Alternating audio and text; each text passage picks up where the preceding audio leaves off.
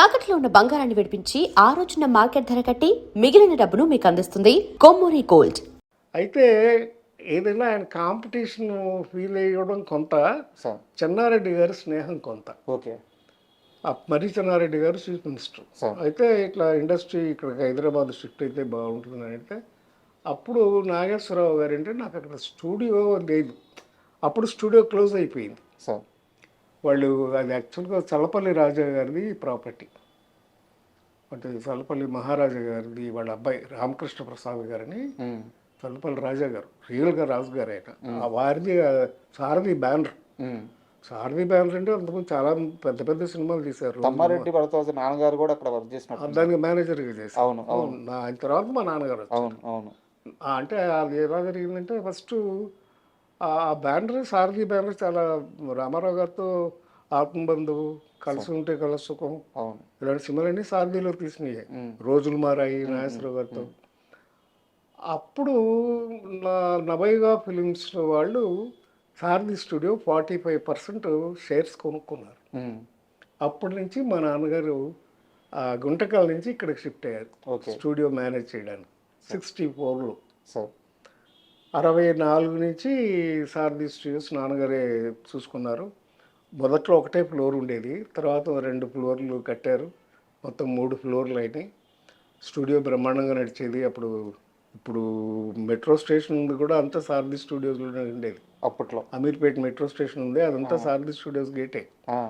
అక్కడ ఉండేది main gate. Studio మీరు అమ్మేసుకున్నారో లేకుంటే మీ వాటాలు మీరు వెనక్కి తీసుకున్నారో నాకు అంత ఐడియా లేదు. బట్ ఆ రోజుల్లో మీరు స్టూడియో కొనడానికి ఎంత ఇన్వెస్ట్ చేశారు, ఎంత మీకు రిటర్న్ వచ్చింది? లేదండి, అది ఇన్వెస్ట్మెంట్ అంటే నవైగా నుంచి ఫండ్స్ వచ్చాయి. నవైగా అప్పటికే బాగా పెద్ద కంపెనీ. సినిమాలు కొన్ని వేల సినిమాలు రిలీజ్ చేశారు, కొన్ని వేల సినిమాలు సూపర్ హిట్లు అయినాయి. సో దాని ఇన్వెస్ట్మెంటే సారథి స్టూడియోకి తీసుకున్నారు. అంటే నేను అడిగేది ఏంటంటే మీ షేర్లు వదులుకోకుండా ఉండాల్సింది లేదండి. అదేంటంటే ఫ్యామిలీ దీని వెళ్ళి మా ఫాదర్ వాళ్ళు 3 brothers, plus private limited company, it's not a ownership company కాదు. సో అందుకని షేర్స్ ఉండే వరకు వాళ్ళకి. వాళ్ళ బ్రదర్స్ నెక్స్ట్ జనరేషన్ వాళ్ళు మాకు కలిసి రాలేదు, ఒకరికొకరు పడలేదు. మామూలే భారతం అంతే, ఏ కుటుంబాలైనా ఏ కుటుంబం అయినా అంతే. పెద్ద పెద్ద వాహిని స్టూడియో అట్లాంటివి అయిపోయింది, ఏవిఎం అలాగే అయిపోయింది. సో అలాంటి పరిస్థితుల్లో స్టూడియోని అమ్మేయాల్సి వచ్చింది, అమ్మేశారు. ఎందుకు అమ్మారు సార్? మీకు ఏమన్నా అంత డీటెయిల్స్ నాకు తెలియదు. మహా అయితే కొన్ని లక్షల్లో ఉంటుందా? లక్షల కోట్లు కదండి, 12 ఎకరాలు. మీరు అమ్మినప్పుడు? మేము అమ్మినప్పుడే కోట్లండి. అప్పుడే కోట్ల? 80s మేము అమ్మింది ఎప్పుడు 84లో, 80s తర్వాత. 80s తర్వాత కదా మేము అమ్మింది. కొన్నది ఎప్పుడు 64లో. ఇప్పుడైతే వేల కోట్లు ఉంటాయి. అంతే కదండి మరి. అంటే అప్పట్లో మాకు డివిజన్, మాకు అది ఒకటే ప్రాపర్టీ కాదు, ఇంకా ఉండేది సరోవర్ హోటల్ ఉండేది. షాపూర్ వాడి అని సెక్రటరియట్ ఎదురుగా సరోవర్ హోటల్ ఉండేది. ఫస్ట్ డ్రైవింగ్ రెస్టారెంట్ అది సరోవర్ ఉండేది. ఇవన్నీ ప్రాపర్టీస్ ఉండేవి. బ్రదర్స్ వాళ్ళు నెక్స్ట్ జనరేషన్ రాలేదు. మా బ్రదర్స్లో కూడా డిఫరెంట్ ప్రొఫెషన్స్కి వెళ్ళిపోయాం. సో అందుచేత అలాగా క్లోజ్ చేయాల్సి వచ్చింది.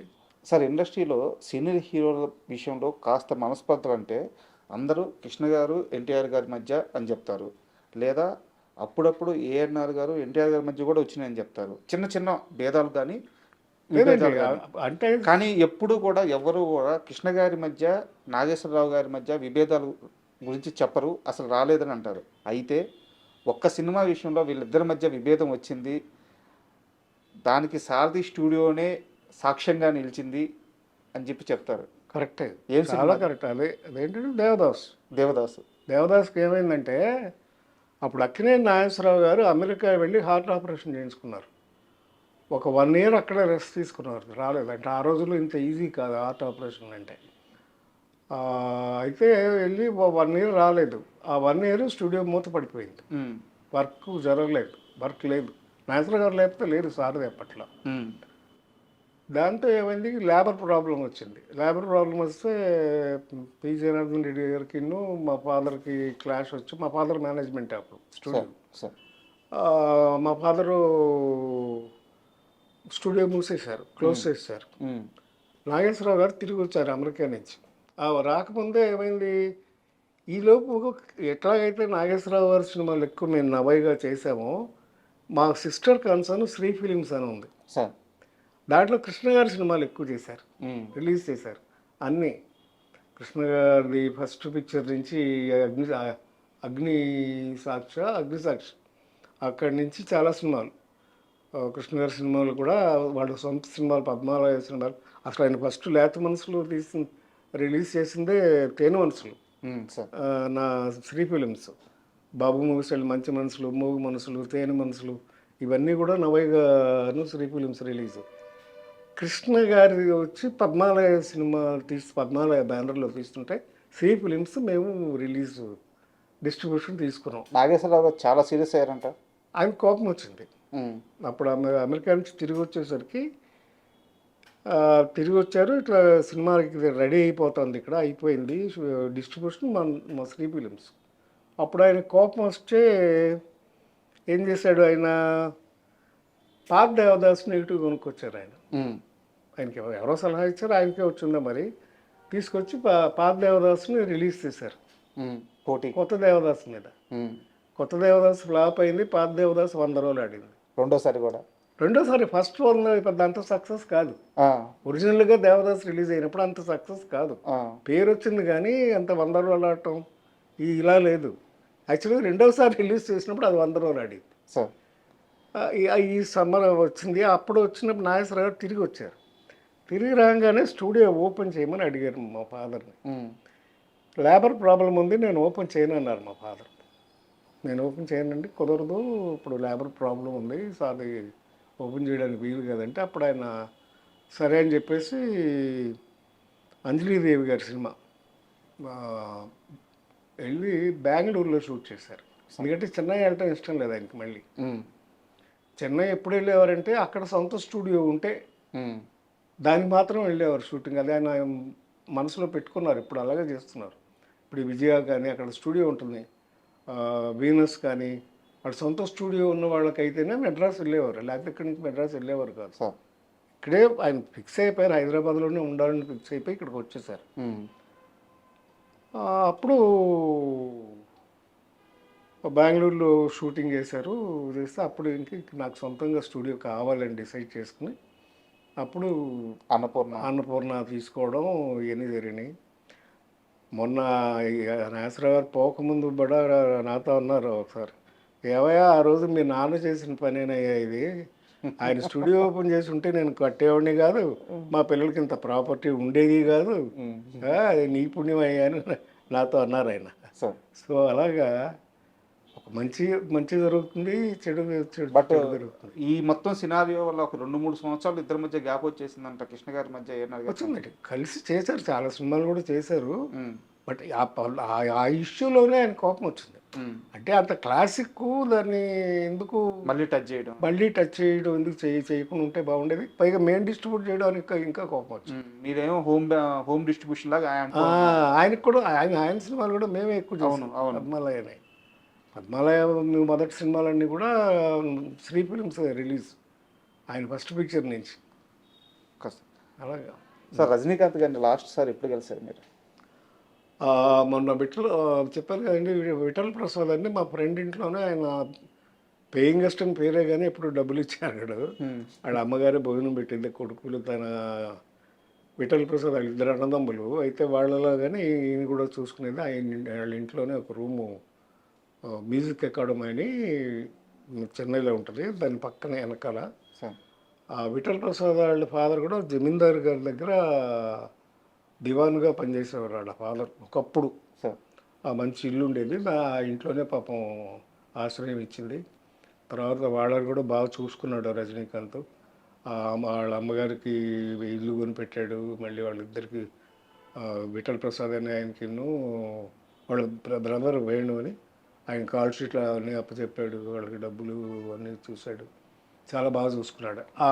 వాళ్ళ అబ్బాయి పెళ్ళి, అమ్మాయి పెళ్ళి అయితే వెళ్ళాం. ఓకే. వెళ్తే ఆ రోజంతా మా దగ్గర ఎప్పుడు సార్ ఇది? ఏ సంవత్సరంలో పెళ్లి జరిగింది? ఒక 3 ఇయర్స్ అయింది, 3-4 ఇయర్స్ అయింది. ఆ, ఆ కళ్యాణ మంటపం, ఆయన కళ్యాణ మంటపంలోనే పెళ్లి చేశారు. పెళ్ళి అయిన తర్వాత మమ్మల్ని అందరినీ ఆయన తోటకు తీసుకెళ్ళాడు, మా ఫ్రెండ్స్ అందరినీ. ఓకే. మేము 15 మంది దాకా ఉన్నాం బ్యాచ్. అందరం వెళ్ళాము, రోజంతా ఆయనతోనే స్పెండ్ చేసి సార్. మరి అందరినీ మధ్యాహ్నం లంచ్ ఇంటికి తీసుకెళ్ళి వాళ్ళ ఆవిడని స్వయంగా వడ్డం చేయమని వాళ్ళతో భోజనాలు పెట్టి మా అందరికి బట్టలు పెట్టి పంపించాడు. సో అలాగే ఫ్రెండ్స్ని బాగా చూసుకుంటాం. ఏమని పిలుస్తున్నారు ఇప్పుడు? అరే అరే అనుకుంటాం మేము. ప్రదీప్ శక్తి గారు కానీ మేమంతా మేము ఫ్రెండ్స్ అలా అనుకుంటాం, అలాగే అరే అరే అనుకుంటాం అంతే కదా. నేను తర్వాత మెల్లగా ఏంటంటే చిరంజీవి గారిని నేను ప్రొడ్యూసర్ అయ్యి ఆయన హీరో అయిన తర్వాత పేరు పెట్టి పిలవడం అది బాగోదని మెల్లమెల్లగా అప్పుడు కూడా చిరు అని పిలిచేవాళ్ళం, అంతేగాని అట్లాగా. మీరు ఇందాక ఒక మాట అన్నారు ఇప్పుడే, కెరీర్ స్టార్టింగ్లో వారి ఇంట్లో పేయింగ్ గెస్ట్గా ఉండేవారు కానీ బట్ ఎప్పుడు పే చేసేవాళ్ళు కాదు. కానీ వాళ్ళు చూపించిన ఆదరణ గుర్తుపెట్టుకొని వాళ్ళకి ఇల్లు కట్టించారు, వాళ్ళ లైఫ్ సెటిల్ చేశారు, పెళ్లి చేశారని చెప్పారు. ఈ దానం కూడా మొదటి నుంచి ఉండేది రజనీకాంత్ గారి విషయంలో. అంటే మొదట్లో పరిస్థితి లేదు కదా ఆయనకి, తర్వాత ఎక్కడి నుంచి వస్తుంది, అది తర్వాత వచ్చింది. మీరు అంతా దగ్గర నుంచి చూసారు. రజనీ తను సంపాదించడం మొదలుపెట్టిన తర్వాత వాళ్ళ ఇంట్లో ఏంటంటే గేటు పక్కనే ఒక షెడ్ ఉండేది. ఓకే. ఆయన ఇంటికి పాయిస్ గార్డెన్లో ఆయనకి ఇల్లు ఉంటుంది. గేట్ దగ్గరే ఒక రూమ్, పెద్ద హాల్ లాంటి రూమ్ కట్టి దాంట్లో దిన్నవారి సరుకులు, పప్పులు, బెల్లాలు, బియ్యాలు అన్నీ మొత్తం సరుకులన్నీ స్టోర్ చేసి పెట్టేవాడు. ఎవరు వచ్చినా సరే ఎంత కావాలంటే అది తీసుకెళ్ళటమే, ఫ్రీగా వచ్చి తీసుకెళ్ళిపోవడం. ఫ్రీగానే ఆయన అలాగే ఇచ్చేవాడు. అవన్నీ చాలా మంచి పనులు చేసేవాళ్ళు అండి. Is very good, very nice. And ఇప్పుడు ఆయన ఆస్తిలో కూడా వారసులకి ఏం రాదు అని చెప్పేసి వీళ్ళు కూడా రాశారు అని చెప్పి చాలా మంది చెప్తుంటారు, నిజమేనా అది? అంత ఎందుకు చేస్తారండి, మా పిల్లలు ఉన్నారు కదా, ఆడపిల్లలు ఉన్నారు కదా, 2 ఆడపిల్లలు.